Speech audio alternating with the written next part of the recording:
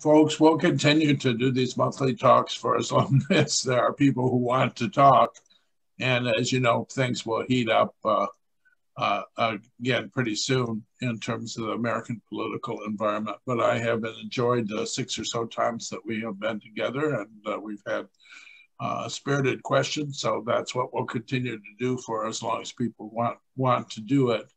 I taught for many years at the University of Washington, and all that time I was politically engaged in other ways. I've worked for a couple different U.S. governors, a senator, and then was appointed by Washington governors to do this and that, and ran two policy centers, one in Washington, D.C. and one in Seattle. So I'm a veteran of this environment, not quite as much of a veteran as Christina said in her Facebook post, but certainly a veteran, and I still talk to elected officials all the time, and I have a blog, as some of you know, and lately a new activist discussion group that we have called the Cockeyed Activists. So I'm dating myself with that for sure. My son said, "So you're trying to appeal to 30-year-olds by calling your group the Cockeyed Activists," which nobody is going to know what that has anything to do with South Pacific. So at any rate, we will divide our thoughts into 3 categories and stop each time, as Karen suggested. So first, we're going to do a review of where we're going to stand by the end of this year. That's pretty good news. And it's good for us to remember what all the moving parts are, of which there are 7 key parts. And then I will stop for a minute, take your thoughts and concerns, and then we're going to move on to the worst that could happen. We're pretty, right now, we're back to disbelieving that anybody could ever either vote for Donald Trump or anybody related to Donald Trump, or that nearly half of Republicans still don't accept the election results. So we're back to our state of animated disbelief, and that's not a good thing because, as you know, we beat him by 7 or 8 million votes, but you would have thought we would have beat him by 140 million votes, considering what a malevolent jerk he is. So the second section will be what to worry about. And then third, I thought we would spend a little bit of time about how to best engage our time and our money, what choices we make as activists. So let it fly unless anybody has any questions before we start. So think of 7 pieces that will define where we stand by the end of the year. Administrative action, executive orders, 2 major legislative efforts passed through the budget reconciliation process and just needing 50 votes, and then 3 bipartisan laws that will be passed. And together they're, as I just said in my blog, 2021 is a very good year. It's hard for me to believe that it's a year after we were under the pestilence of Donald Trump, to say nothing for the fully raging pandemic. So the first thing, of course, is Joe Biden has named adults in cabinet agencies and other government positions, people who believe in the agencies that they're running rather than trying to dismantle them. And he has the power as president to conduct our foreign policy. So on the international side, he's restored our position instantly in both NATO and the G7. And that's an enormous thing to do all at once. And then, of course, administratively, almost none of the pandemic work he has done is new laws. It's all taking responsibility for vaccination and pushing America to get down to the much lower levels of COVID than we're now experiencing. The second area, as you know, is executive orders. These are all statutorily or sometimes constitutionally empowered, and it makes a big difference. Executive orders have enormous scope, and it's what Biden has used to undo all Trump's environmental damage and to enter back into the Paris Accord. Great things have happened. It's good to remember that when you don't do something by passing a law, it's easier to undo. And that's why, of course, Trump was not able to do as much damage to the environment, because in the first month in office, Biden did virtually all of his executive orders. So that's category 2. We can feel good about that. Biden was a man with a plan, and he's executed the plan. There's a new development. So as you remember, we passed the American Rescue Plan, which was $2 billion, basically of stimulus for individuals, COVID economic relief, some money to the states and cities, including inexplicably $7 million for the city of Bainbridge Island, and monumentally a child tax credit, which will have huge effect on child poverty in America. It's astonishing, it's magnificent, it's wonderful, and it's meaningful and impactful. So the new news is I'll talk for a second about the infrastructure bill, which is the American Jobs Plan, which I believe will get the 60 votes necessary, and thus is in its whole category.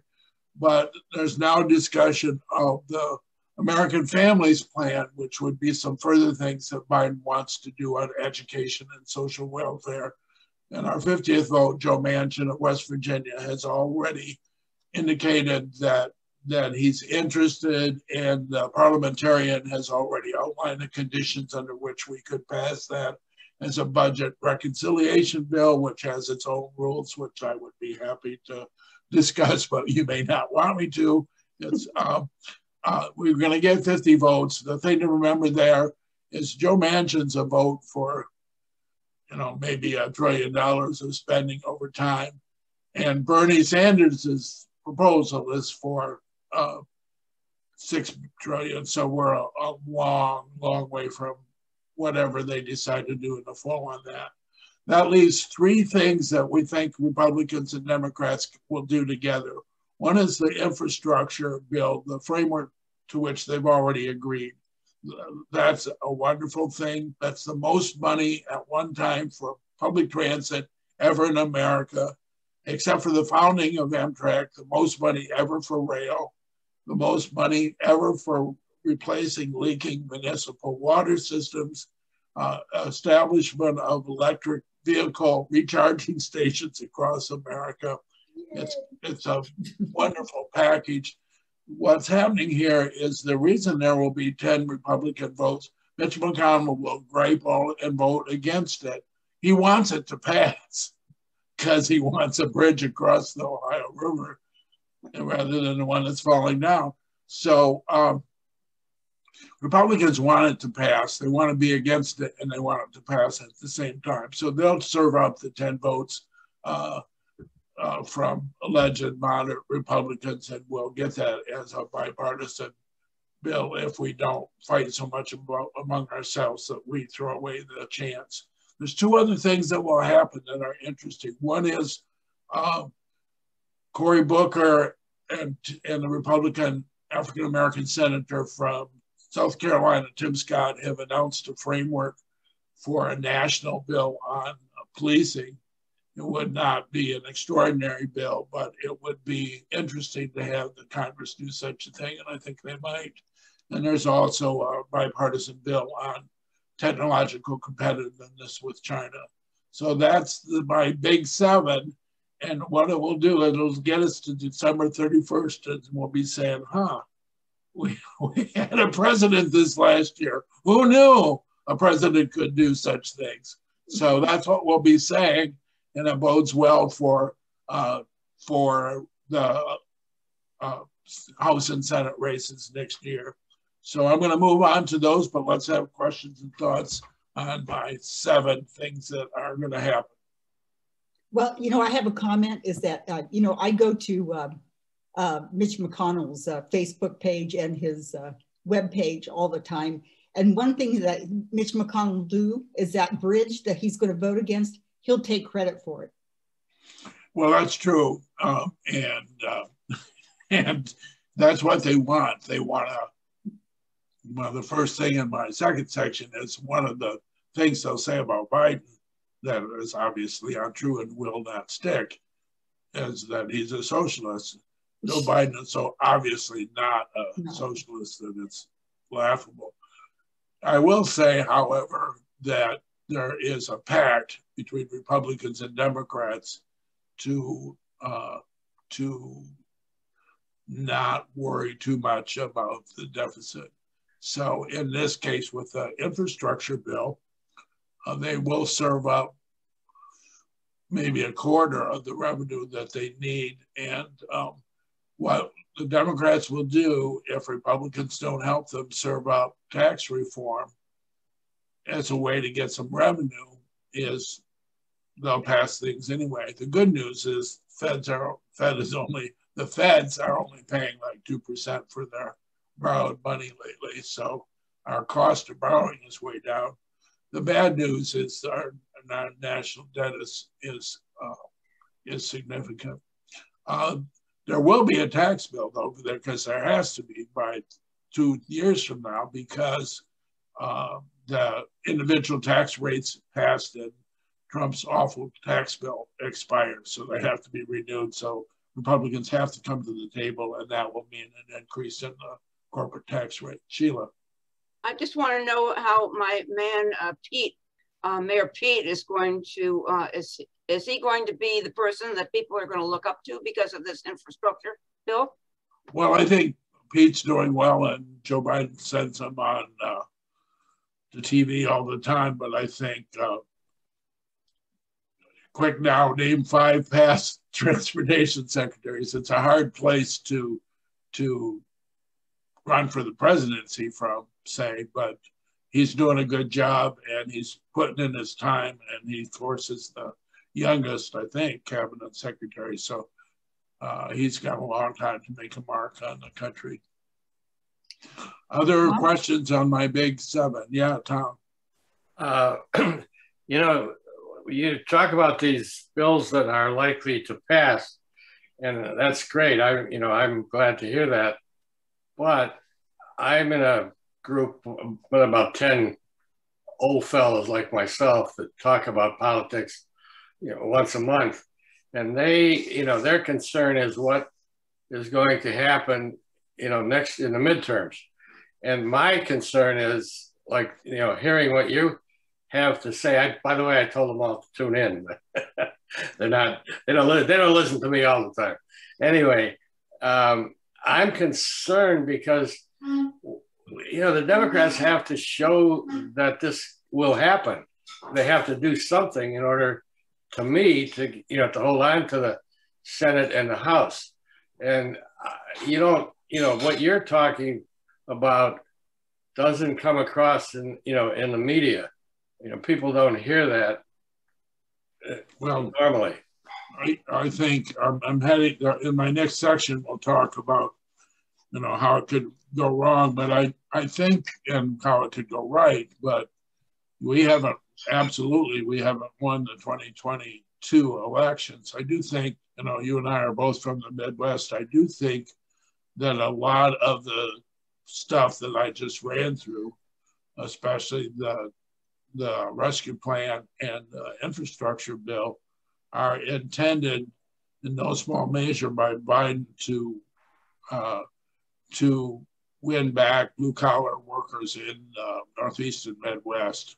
I think what they want to do is keep North Carolina and Georgia, Texas, Arizona in play. And I think they want the blue curtain to come back, and what was called the firewall that we lost. And of course, we won most of those states back, but not by very much. I think the reason why we won them back was pretty much Joe Biden.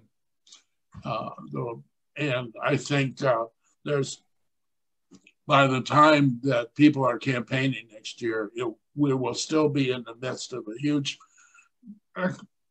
economic recovery. And a lot of those voters who are going back and forth in the Midwest, I think will be with us as long as Biden can hold on to his health. I think the problem is that swing blue collar voters in the Midwest and Northeast do not necessarily identify with any of our other major potential presidential candidates. So I think that's a worry. If there's no other questions on the 7, I'll go to other worries and how we're going to win or not win next year. Okay. So as you know, we have very thin margins. And in fact, if Donald Trump hadn't helped us in Georgia, we wouldn't be talking about reconciliation bills because we wouldn't have had 50 votes. We got Warnock and Ossoff partly because the Republicans fell apart and got mired down in lies about the big lie and the big lie. So we have 50 and it's been monumental. And normally what happens in the off-year elections, almost always, if you hold all 3 houses, which we do, all 3 branches, not 3 branches, if you hold the House and Senate, the presidency, normally you give up a little bit, at least a little bit, 2 years in, and we lost hugely after Obama won because of the Affordable Care Act, lost 60 seats. Well, we're not going to lose 60 of anything. And the nice thing, of course, is the Senate is setting up with Republican retirements in key states. So it looks like we'll have Republican retirements, as you know, in Iowa, Wisconsin, Ohio, Pennsylvania, and North Carolina. And we have a very competitive race in Florida, maybe even in Missouri. So that feels good for sure. I think the worries, they're not going to beat us by saying that Biden is a socialist. We might get in trouble because it's an off-year election and they might buy into, well, let's share power. It's good for the country not to have one party run the whole thing. That might be the argument. We could get in trouble actually over Afghanistan, even though Trump wanted to withdraw even faster. Biden said the other day that let the Afghans decide. Well, I'm just here to tell you that we're not having an election over there. Some people have more guns than other people. So that's not what's happening. And sometime in the 6 months, we could see the Taliban take over the country. And even though a lot of Republicans want to withdraw too, that won't keep them from blaming it all on Joe Biden. Immigration could be problematic.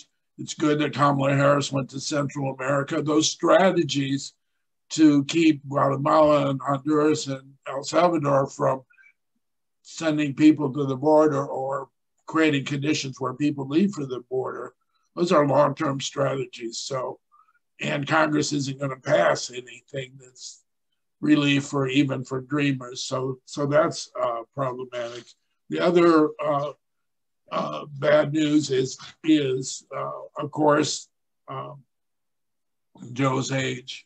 Joe's right up there. Joe could be on this call and he'd fit right in. He's old like us, and we're chipper and vital, and any of us could be president if we wanted, but some days we would get up and wish that we weren't going to fly to Czechoslovakia or to the Czech Republic or have 14 hours of meetings. I know Joe is spry, but I worry about him being 78. The only other thing I would say is debates among Democrats, the longer it goes from the time we had Donald Trump, the more that we will find things to. Nancy Pelosi has a slim margin in the House. If 20 Democrats say that the infrastructure agreement isn't good enough, we can't pass it, or we might not be able to pass it. So we need to watch ourselves. That infrastructure bill that they agreed to is significantly more expansive than anything that we would have proposed when Obama was president. And so we just need to be careful with our rhetoric. Some Democrat coming out of the woods to say, oh, it shortchanges America at $1.2 trillion is silly. Most of the battles right now between progressives and liberals are going very well because Joe Biden has been bold. He's used executive orders well. His proposals are huge. And so I think hopefully we can keep liberals and progressives loving each other at least till November of 2022. So I think Tom's right. We haven't sold anything yet, but the things that have happened this year are absolutely saleable, not just for middle class voters and blue collar workers in the Midwest, but in those swing states. The fact that Republicans on top of this are fighting with Republicans over the big lie is great. And you can say, well, yeah, the majority of them are X. Remember, all this time, the Republican Party is shrinking, and people who poll as Democrats are increasing, and people who poll that they're Republicans are decreasing, because if you're trying to run a political party, you don't spend your whole time talking about the big line. Questions on any of the threats we face, which are immigration, Afghanistan, not selling just what Tom said about passing all these bills and not having it hit home. Yes, questions or thoughts? I have a question. What do you think, the Republicans are really giving Kamala Harris a beating. They're really coming after her, trying to, and it seems to me they're just trying to take her out as a viable candidate, for the next presidential election. Is she doing better than it appears, or, what do you think about her, going forward? Yeah, I think it's an unsettled matter. I think part of it is being an elected woman and an elected woman vice president. I think she's taking incoming like on this staff coordination thing that if it was Cory Booker or somebody, he wouldn't be taking. I think, but I do think there was an unforced error. You don't wait till you get beaten up for 2 weeks of saying, oh, you should go to the border first. If you can anticipate that people are going to say you should go to the border first. And so what you do is you go to the border first, and then you can go to Guatemala. It's a good idea. So I think that was an unforced error. I think it's way too early to say that she's our candidate in 2024, but she may well be. She's smarter than hell. She's got a great record. But I think if you're Booker and Klobuchar and Beto and Pete, you're willing to step in depending on what happens. My biggest fear beyond of 2024 is not Ron DeSantis, and it's certainly not Trump. He can run against us anytime he wants, the fool. I'm worried about Nikki Haley. I mean, Nikki Haley is able to masquerade as a moderate Republican, and that's scary. She criticized Trump after the insurrection. Of course, she apologized to him after that, but she criticized him. She speaks well. I'm worried about Nikki Haley. I would like to know what you think of Anthony Blinken, the child or grandchild of Holocaust refugees, whose first statement when he came into office got on the mic and said that it was the middle of the Gaza. It was the Gaza-Israel fuss going on, and he said, he was asked what he thought about that, and he said, Israel has a right to defend itself. That was his first statement as Department of State. Starting that discussion that by saying Israel has a right to defend themselves has been U.S. policy for certainly Biden's policy. Biden would have said that too. The issue is what else they're saying. As weird as the new Israeli government is, Biden's thrilled to have Netanyahu be gone and not to have incoming on his from Bibi on the Iran negotiations. So I think it's too early to say about Blinken and how good he'll be as Secretary of State, but that's a long ways from their whole policy on Israel. As you know, they will be much more aggressive in trying to have a two-state solution or a modified two-state solution, and might be much more aggressive in trying to stop new Israeli settlements. So so back to you, Charlton. The whole background of the three, I call it the tragic triangle: Israel, Palestine, U.S. All three of them have a way of contradicting or fussing with or getting in the way of the other two. And we particularly were a prisoner of the American Israel Public Affairs Committee for so many years. We may not be now, but we don't have a very good record in our dealing with the tangled mess that is in that part of the world. Well, I agree with that. I think it's made more complicated by being Hamas.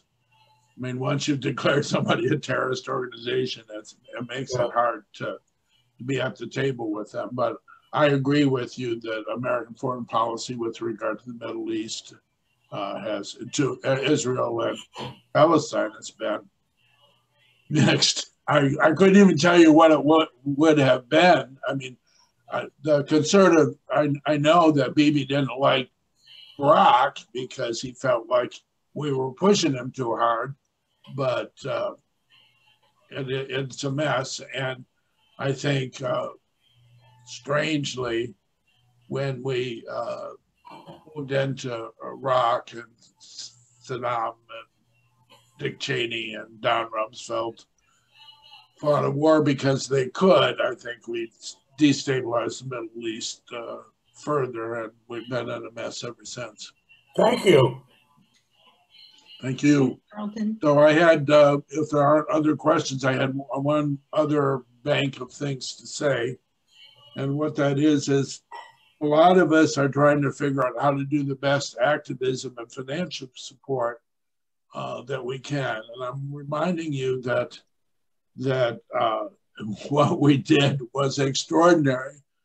A lot of us woke up in November of 2016 feeling as sick about the American political situation as we had any time in our lives. And what ensued from the time there were state elections in Virginia and New Jersey in 2017 was we took back everything, except state legislatures, of course. We took back the House in 2018. We have sort of taken back the Senate.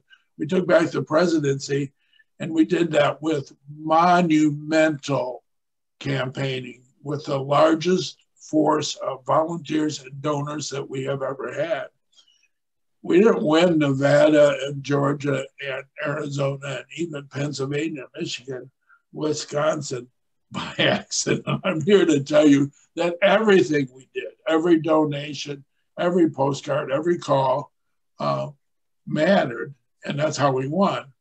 It seems inexplicable to us that it took that, but I'm here to tell you it did take that. And so I think the lesson for us is not just to be activists and donors, but to do it well. For that reason, I'm sure that if you sent money and have been to, say, the Democratic National Committee, that's money well spent. That's not the way we do it. We spend money on intermediary activist organizations like David Domke's in Seattle that has changed its name from something to Common Power, now I'm forgetting. We give money to individual candidates once they've emerged, and we give money to organizations like Stacey Abrams or My favorite is Mi Familia Vota, which had extraordinary impact on the races in Nevada and Arizona. So I wouldn't give money directly to the Democratic Senatorial Committee. If I was to give money to targeted Senate races, I'd look what Swing Left has on their site. If you don't want to give to individual Democratic candidates like Tim Ryan in Ohio or John Fetterman in Pennsylvania, then find somebody who's really good at targeting races and give money to their targeted fund. And Swing Left would be a great candidate for that. They won't put anybody up who can't win. And so that would be a way to do it. Be careful of giving money to the PAC of a senator who's going to win by a lot. I love Patty Murray. I love her, but I'm not going to give money to Patty Murray because I'm here to tell you the chance that Patty Murray is going to lose next time is zero. It's zero. So none of us have enough money to give money to people who, we have to give money to races that matter. The other things to remember, of course, is there's been a lot of talk by all of us about whether postcards matter. A lot of us write postcards. Absolutely. You're looking for multiple touches into the brain of the American voter. You're looking to not have one touch. You're looking for it to be as personalized and as well selected as any touch you could make, and then make the touch. If we're all of sound mind and body and you can go someplace to campaign, absolutely. But there aren't going to be that many swing races here in Washington. It will be interesting to see what happens down in Vancouver, Washington. As you know, we had a great candidate there, Carolyn Long, and she came up against Jamie Herrera Butler, who's been willing to call the insurrection an insurrection. She voted for impeachment. So it could be that she'll get dumped in the Republican primary, and that we'll have a chance at that race. If you use an intermediary, evaluate them. If somebody's sending you a crummy list to write postcards, then write postcards for somebody who's doing a better job of it. Remember, if you're giving money in a primary, remember it's a primary, so somebody who looks good on paper may not be the final candidate. So that's to be watched. But I would definitely keep in mind Val Demings, who is a former Orlando police chief and who's running against Marco Rubio. I would keep in mind Tim Ryan, who's going to be the Democratic candidate in Ohio. These are good take-back seats. We'll see who emerges in Pennsylvania, Wisconsin, Iowa, North Carolina. And as you know, it's a lot better to have 54 senators than 50, because then we won't be, then it just relatively decreases Joe Manchin's power when you're doing a budget reconciliation bill, and you just have more people you can go to, which is a good thing. So that's my thoughts for today. Any comments on how to organize, how to campaign, who to volunteer for? I have a comment. I'm with Bainbridge Island Indivisible, and I think they're just brilliant, and I just recommend that. It was an error by me not to mention Indivisible, so I think I might have said on the screen. In December of 2016, the DNC was still in disarray. Some of you will remember that's when Indivisible came out with its first how-to. They wrote a great piece of work on getting back to work back when Democrats were still wandering around in a daze. And from that point on, of course, Indivisible was everywhere. The intensity of the work depends on which Indivisible group you're in, but obviously the Bainbridge group has been excellent. Very good. I'm a little worried that Indivisible right now is, if you go on the website, right now they're all about the For the People Act. I'm just here to tell you the For the People Act is not going to pass. It's time to get going on the Senate races. You can organize Indivisible from now until next year on the For the People Act, and Mitch is not going to allow 10 Republicans to vote for it. Now, if we were to do a mini version of that, the John Lewis Voting Rights Act, we might get 60 Republicans. We might get 60 votes. But Indivisible is spending its time on organizing around the For the People Act in July of 2000. And I'm sorry that that's the way it is, but it is the way it is. Okay, yeah. Vanera, did you have a question? Unmute yourself, hon. Unmute, yeah, there you go.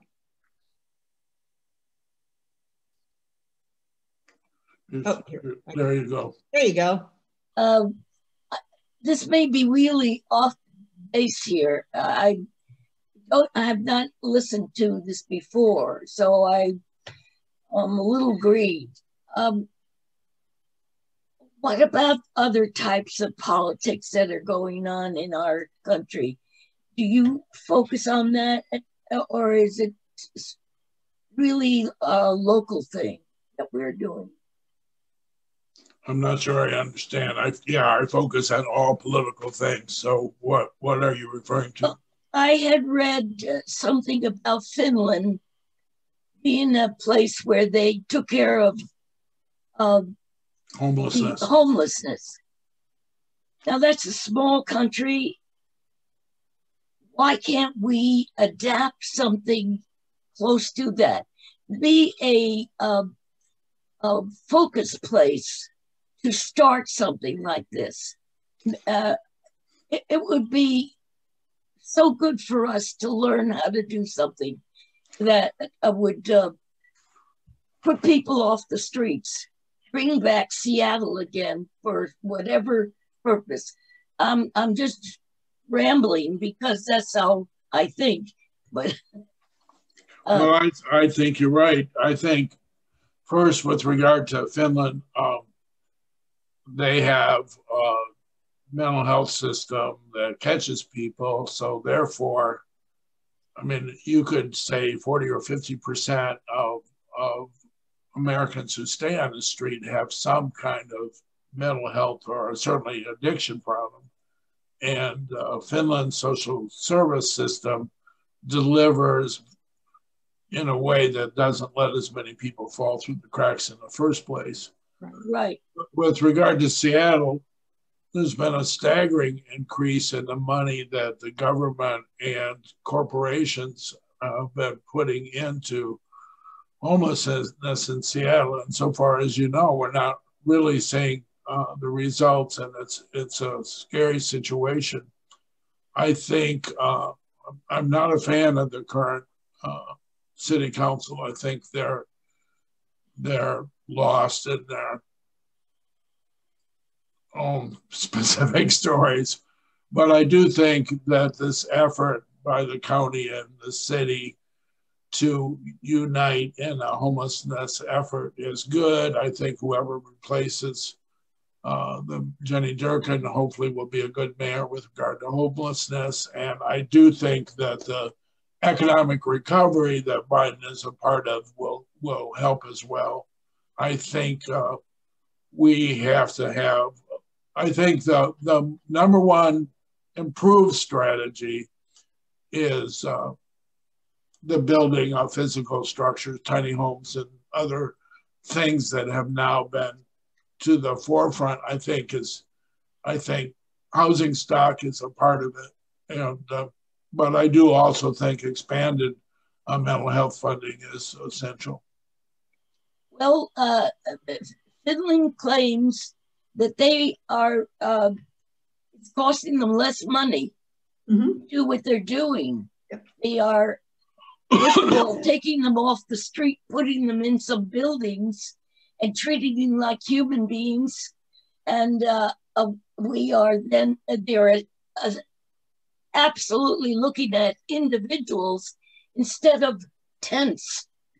We are, I look at my own little city here, and I say, there, for the grace of God, I'm going to be lined up with some tents too, because we are foolish. We look the other way.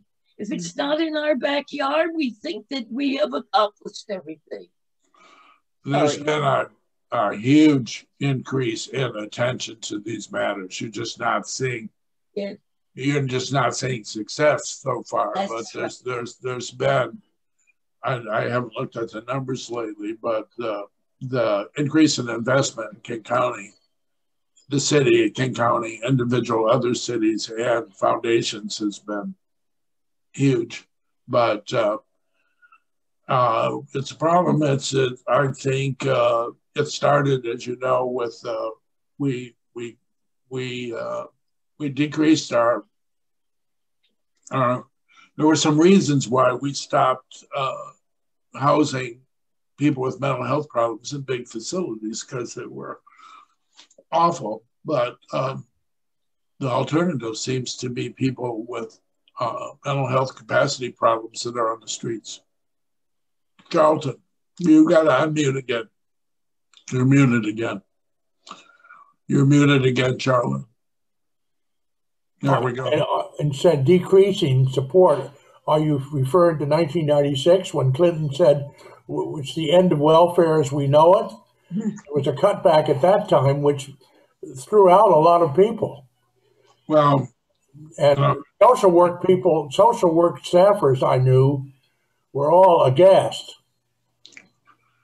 So what you're referring to, of course, is the end of aid for families with dependent children and the arrival of temporary assistance for needy families, TANF. Right. I think I wasn't for it. I think it hasn't done exactly all the awful things that we said it would do, in that most states, not so much the South, but certainly Washington has not, done 3 years and you're out. Or, I mean, there's enough waivers in the system. So the population being served has been a decent sized population. And of course, Biden's new rescue plan puts a lot more money in the system. There's more money out there for people living on the edge. There's been an increase in Washington in the earned income tax credit, which is a huge help for people who are about to face homelessness. So there's been some good things, but I agree with you that our record is not exemplary in this matter. Well, it will break us down. It will break us down. We have wonderful little kiosks on them as our senior center. We're trying to mobilize people and get them energized again, because their past has some history to say, oh, I know that isn't going to work. It didn't work then, it won't work now. But what we have is people that are not, they're getting paid for nothing, excuse me. But I look at Congress and I think, you gotta be kidding. Well, I think the stimulus payments. What did I do to deserve that? I think the stimulus payments were warranted. But I think Joe Biden's all about jobs. We just had 850,000 new jobs last month. We're getting great pressure to increase wages in the service industry. So I'm not going to tell you folks that things are wonderful. I'm going to tell you that under Biden they're going in the right direction. There's a good, I agree.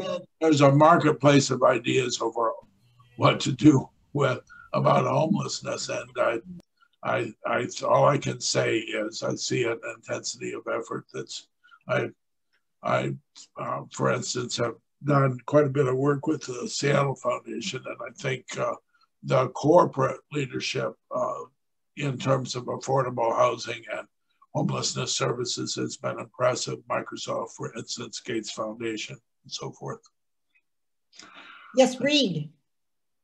Yeah, I would just say that the challenge of homelessness or home insecurity is a really varied one, and it really depends on the population. There are people obviously that are active at the senior center who are finding it difficult to stay on Bainbridge Island. Mm-hmm. And they are living in homes that are much bigger than they probably need. And we don't have good solutions based on earlier zoning to allow for changing that to make it so that you can actually easily share a home. And of course, people are scared about that because obviously sharing your existing property with somebody who you don't know is a risk, and having somebody help you do that is important. And we don't have the sort of government resources or nonprofit resources right now to help that. I also read an interesting article about the problem with staffing jobs, with the fact that some people don't seem to be going back to work. And of course, there is the knee-jerk sort of, well, there are people who are getting paid so much that they won't take a minimum wage job. I think also there are a lot of people who were laid off, many who were in their 50s or early 60s, who are not now easily hireable, nor are they particularly interested in transitioning back to a brand new job when they were so close to retirement anyway. So it's going to take a while for us to heal from this disruption of COVID, in addition to the disruption of the the former administration. So just a lot to think about there. So to go back, I think the affordable housing agenda, the distinct affordable housing agenda on Bainbridge Island, of course, is, even though we haven't pursued it, is more manageable than any of this discussion we've had about homelessness in Seattle. But you look at the task force from 2 years ago, if we just did most of the things they talked about, we'd be in good shape. I haven't seen any sign that the city council is even picking low-hanging fruit. So I would like to see more obsession with what we can do. I think the problem is people wrongly think it's an intractable issue on Bainbridge Island, and it isn't. With regard to why people aren't going back to work, I think obviously the extended benefits under COVID that run into the end of the summer could have an impact on this or that individual. But my number one, and Reed mentioned, you know, a 58-year-old who might have enough resources and doesn't want to jump back in. My favorite, of course, is, remember, we haven't had school in session for any period of time for 18 months. And I think you'll see, once school is in session in September, you'll see more people going back into the workforce. And so that leaves service companies a little bit in trouble during the summer, because parents who might want to work for them can't, because they got to have something to do with the kids. And so I think September it will pick up. I think it's good pressure to have on the service industry, because if they have to charge us more for our teriyaki, fine. They should pay people a sustainable wage. Hey, David? Yes. I was just also wanted to say, I know my son is early 30s, and he has a lot of friends in their 20s and 30s, and a lot of them were laid off, that, you know, during COVID. And I have to say, a lot of them found other kinds of jobs, virtual jobs, that they're staying with permanently, and they're not going back to the restaurant jobs. So that's happening too. Yeah, and of course it's all in where the jobs are and whether there's enough to go around. And right now the economy, I mean, when the economy is growing 6% a year, we're going to have these back to work, and there's going to be some adjustments, and it's just nice to see that there are jobs out there. That's a good thing. And remember, we've got all of Western Washington is in an information technology boom. So don't think that that's necessarily permanent. Final questions or thoughts? We're already booked for August and September. I think it's August 7th. It's the Fridays, August 7th and September 3rd. And as I said at the beginning, we'll continue to do it as long as Reed and Karen want me, and you folks keep coming.